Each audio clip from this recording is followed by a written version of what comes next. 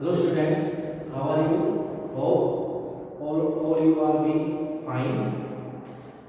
बेटा आज हम जैसे हमारा लेक्चर स्टार्ट हो रखा है तो आज हम हमारा इलेक्ट्रिसिटी के बाद जो नेक्स्ट चैप्टर है magnetic effects of electric current वो स्टार्ट करेंगे।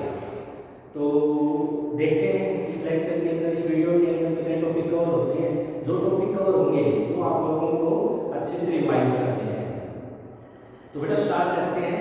तो जैसे कि हमारे चैप्टर का नाम है magnetic effects of electric current. तो ये magnetic effects of electric current होता है क्या है? बड़ा सिंपल है बेटा, यानी जब किसी कंडक्टर के अंदर जब आप करंट फ्लो करवाते हो तो उसके चारों तरफ एक मैग्नेटिक फील्ड जनरेट हो जाता है। तो ये जो फिनोमेना है जिसके अंदर भाई फ्लोइंग करंट के द्वारा मैग्नेटिक फील्ड जनरेट होता है, तो इस फिनोमेना को हम नाम देते हैं magnetic effects of electric current. ठीक है भाई। अब इसके बाद हम चलते हैं मैग्नेट्स के ऊपर। उससे पहले थोड़ा सा इसको राइट कर लेते हैं बेटा।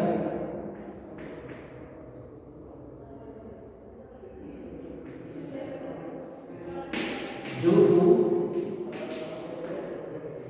Flowing current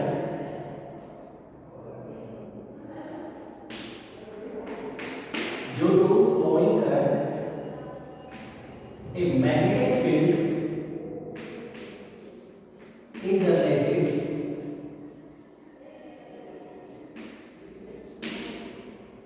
around a conductor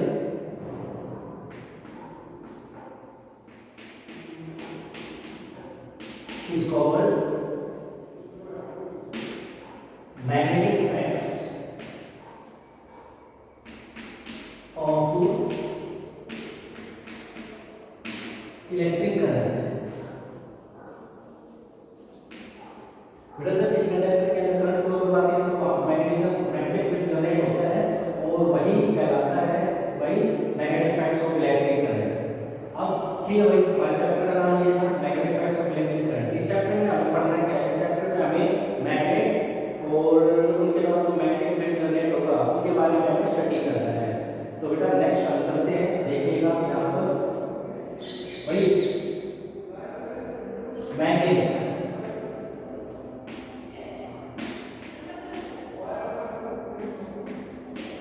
magnet किसे बोलते हैं? यानी एक ऐसा सब्सटेंस जो किसी दूसरे मैग्नेटिक मशीन को अपनी तरफ अट्रैक्ट कर लेता है, जिसमें मैग्नेटिज्म की कैरेक्टरिस्टिक आ जाती है, तो वो सब्सटेंस क्या कहलाता है? मैग्नेट कहलाता है। Any substance which attract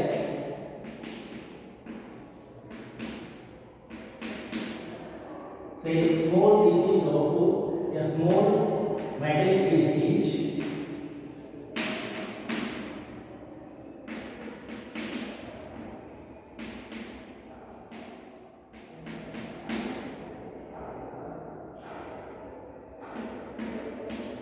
any substance which attracts small metallic pieces to our edge, यानी जो सब्सटेंस अपनी तरफ मेटल पीसेस को अट्रैक्ट करेगा उसे हम क्या नाम देंगे बेटा? मैग्नेट। हम 6th क्लास के अंदर में हम ये पढ़ा था कि मैग्नेट होता है क्या? मैग्नेट जरूर कितने प्रकार के होते हैं वही यहाँ पर हम थोड़ा डिस्कस कर रहे हैं, नोटिस कर रहे हैं। तो भाई नेक्स्ट हम चलते हैं टाइप ऑफ मैग्नेट। तो बेटा अगर हम देखें तो generally there are two types of magnet हम स्टडी करते हैं। तो first one is natural magnet. सबसे पहले नेचुरल मैग्नेट जो एक आयरन ओर की फॉर्म में मिलता है, एक आयरन ओर की फॉर्म में हमें मिलेगा। इसको हम जनरली लोडस्टोन भी कहेंगे और इसका स्ट्रक्चरल फॉर्मूला आपको पता है भाई, ये होता है। इसकी स्ट्रेंथ काफी वीक होती है और इरेगुलर इसकी शेप होती है, तो हम इसको डायरेक्ट यूज नहीं करते हैं। सेकंड हम लेके चलते हैं आर्टिफिशियल मैग्नेट।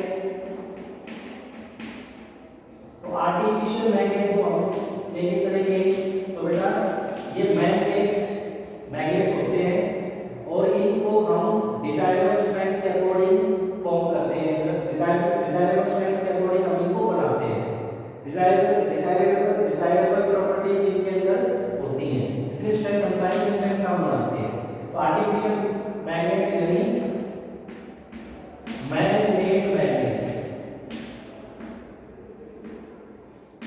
ये मैग्नेट मैग्नेट होंगे, बहुत सारी टाइप्स हम स्टडी करते हैं, जैसे कि bar magnet.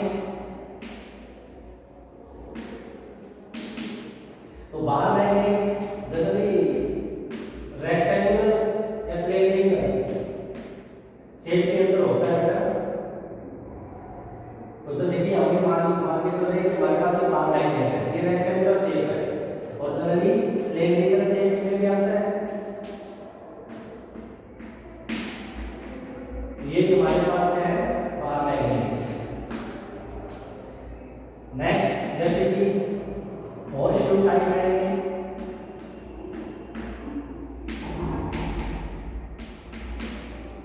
Horseshoe type magnet होंगे हमारे पास। नेक्स्ट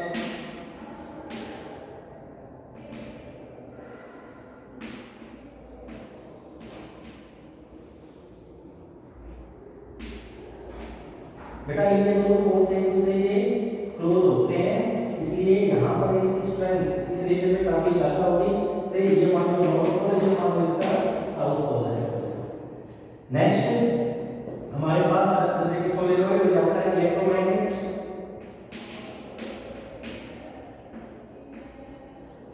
इलेक्ट्रोमैग्नेट जनरली एक सोलेनोइड होती है, इसमें क्या करते हैं, किसी आयरन पीस को एनक्लोज करते हुए यहाँ पर एक सिलेंड्रिकल ऑब्जेक्ट के अंदर रखते हैं और यहाँ पर बहुत सारे कॉपर वायर राउंड करवाते हैं इसके ऊपर। तो मान लो एक और नॉर्थ है, दूसरा पोल क्या होगा इसका साउथ। तो डेफिनेटली यहाँ पर अगर हम कहें तो जब तक करंट फ्लो करवाएंगे इसके अंदर तब तक तो मैग्नेटिज्म होगा, और जब करंट फ्लो करवाना बंद कर देंगे तब ये अपने मैग्नेटिज्म की प्रॉपर्टीज को लॉस कर देगा। तो इस प्रकार ये हमारे पास है आर्टिफिशियल मैग्नेट। अब बेटा नेक्स्ट चलते हैं नेक्स्ट टॉपिक की ओर कि भाई इसमें जो बार मैग्नेट है ना, इसकी प्रॉपर्टीज के बारे में थोड़ा डिस्कस कर लेते हैं, इसको हम थोड़ा समझ लेते हैं। तो बार मैग्नेट के बारे में थोड़ा डिस्कस करेंगे अभी बेटा हम।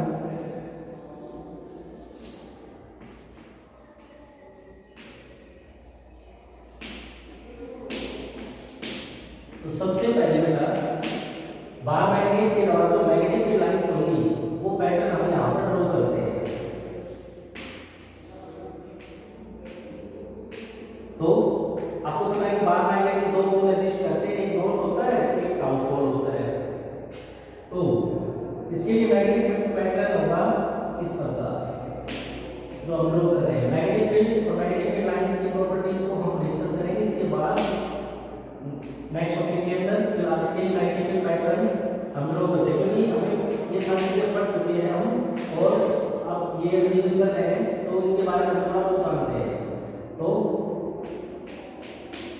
inside the bar magnet magnetic field lines straight and parallel only, and outside magnetic field lines curved only.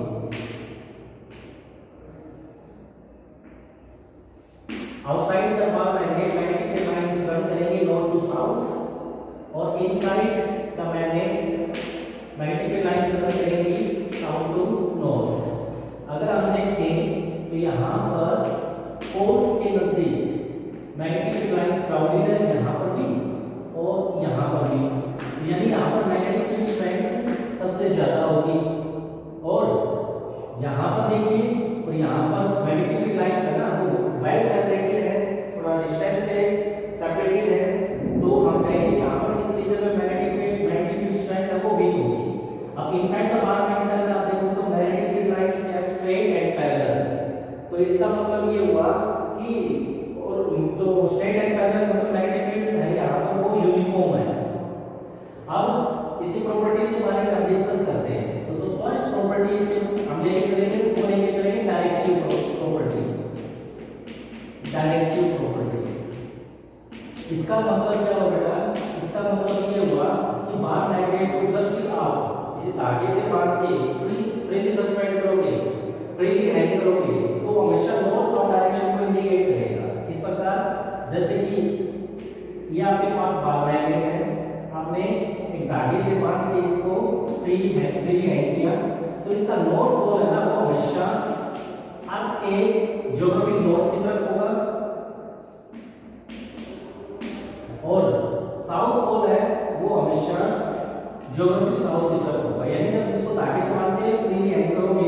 इसका नॉर्थ पोल आपके ज्योग्राफी नॉर्थ की तरफ जाएगा और इसका साउथ पोल ज्योग्राफी के साउथ की तरफ जाएगा।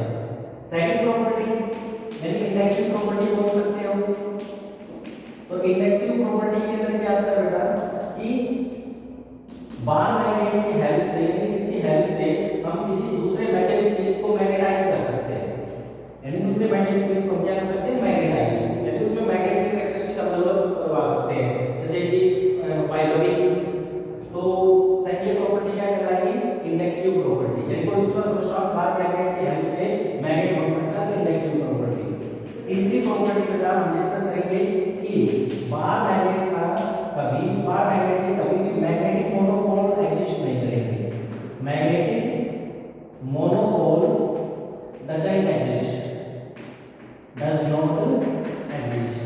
तो सिंगल पोल कभी भी एग्जिस्ट नहीं करेगा। मान लो उसको अगर आप ब्रेक भी कर दोगे ना तो जो अलग अलग पार्ट्स होंगे यानी इस मैग्नेट को अगर आप ब्रेक भी कर दोगे तो जो ब्रोकन पार्ट्स हैं उनके भी दो पोल एग्जिस्ट करेंगे, ये नॉर्थ का ये साउथ। तो जैसे आपने ब्रोकन पार्ट्स लिए तो ये साउथ पोल एक्वायर कर लेगा और ये नॉर्थ पोल एक्वायर कर लेगा। तो इस प्रकार हमारे मैग्नेटिक मोनोपोल्स कभी भी एग्जिस्ट नहीं करेंगे, हमेशा डाइपोल एग्जिस्ट करेंगे। यहां पर अगर देखें तो magnetic field lines outside north to south और inside south to north run करेगी यहां। तो ये कुछ प्रॉपर्टीज थी। इसके अलावा वो भी बता सकते हैं कि भाई यहां पर इसके बारे में कि भाई यहां पर मैग्नेटिक फील्ड लाइंस काफी क्लोज टुगेदर है। यहां पर यहां पे कौन से जैसे तो मैग्नेटिक स्ट्रेंथ वीक होगी, यहां पर क्या होगी सॉरी मैग्नेटिक स्ट्रेंथ यहां पर स्ट्रांग होगी और यहां पर क्या होगी मैग्नेटिक स्ट्रेंथ वीक होगी। तो ये कुछ प्रॉपर्टीज थी बार मैग्नेट से रिलेटेड, यानी डायरेक्टिव प्रॉपर्टी नॉर्थ साउथ की तरफ इंडिकेट करेगा, इंडक्टिव प्रॉपर्टी दूसरे सब्सटेंस को मैग्नेट बना सकता है। नेक्स्ट मैग्नेटिक पोल्स कभी भी मैग्नेटिक मोनोपोल कभी भी एग्जिस्ट नहीं करेंगे। ये हमारे पास था बार मैग्नेट।